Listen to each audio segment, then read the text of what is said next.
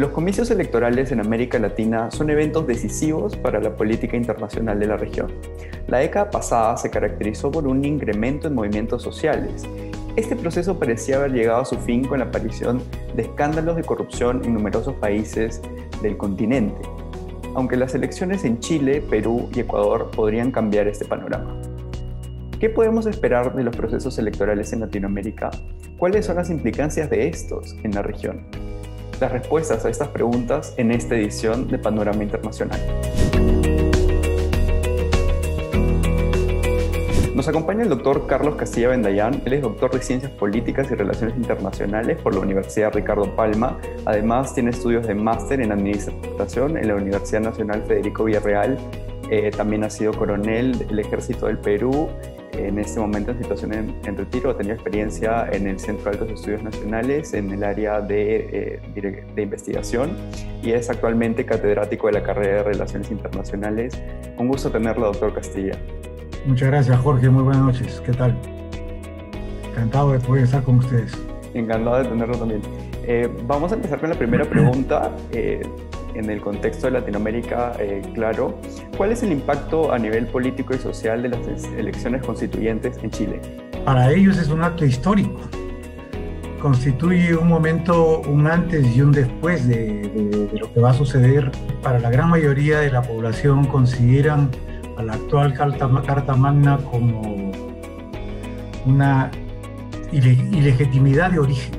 Para muchos de los políticos actuales consideran de que fue hecho entre cuatro paredes, después ratificada también de una manera muy sui generis y que ha causado grandes trastornos sociales en los últimos años, ¿no? Particularmente el 2019 en octubre, en donde la gran mayoría de la población salió a protestar porque según ellos el Estado no les proporciona condiciones sociales mínimas de vivienda, de salud, de educación, entre otros factores. Las protestas obligaron prácticamente a que el gobierno de Piñera pueda convocar a una asamblea constituyente, porque se da en un contexto en donde ahora los partidos políticos se han agrupado en tres grandes conglomerados. Pero además también se da el caso que hay 70 agrupaciones independientes, y esto hace de que los 125 constituyentes van a proceder de extractos completamente distintos. Ponerse de acuerdo en esa asamblea constituyente va a ser muy difícil, más aún si se tiene en cuenta que para poder aprobar un artículo van a tener que tener 2/3 de aprobación de la mayoría, lo cual es bastante alto, ¿no? Va a haber igual número de varones que de mujeres y quizás también algo muy importante es el hecho que están incluyendo a 17 representantes de pueblos aborígenes.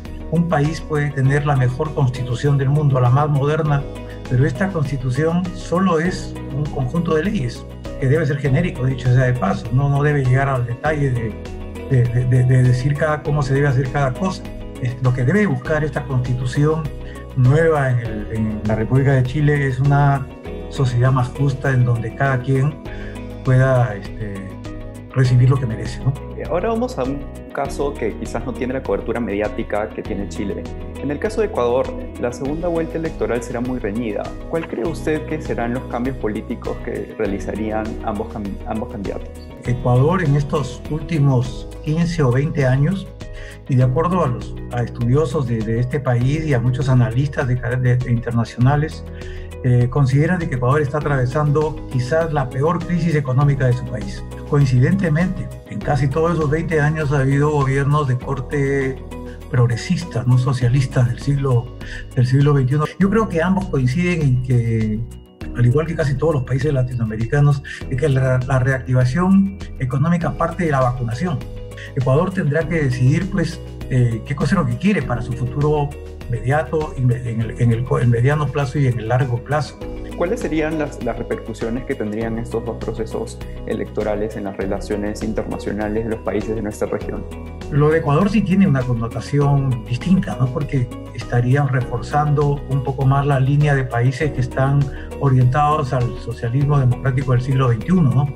Si a eso le sumamos Bolivia, le sumamos Venezuela, estarían reforzando esta división dentro de Sudamérica principalmente, ¿no? Enfocándonos desde el punto de vista de las potencias regionales que son Brasil y México, ¿cuáles son los intereses que estas dos potencias regionales tendrían sobre las elecciones de Perú, Chile y Ecuador? Nunca se puede dejar de mirar a los vecinos. Nunca se puede. Es uno de los preceptos más importantes que debe tener un país, el mantenerse al tanto de lo que sucede en los países vecinos. Brasil es un gigante en Sudamérica, pero es nuestro vecino.